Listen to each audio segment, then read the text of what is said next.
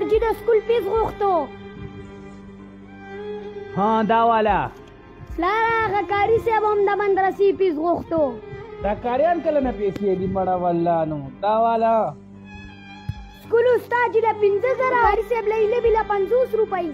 د سکول استاد خو د دنیا ښایسته کوي او کاري صاحب لاسه کوي. ها زه منمه پلاره چې د سکول استاد یې موږ له دنیا ښایسته کوي خو د مدرسې کاري صاحب دنیا او آخرت موږ له دواړه ښایسته کوي.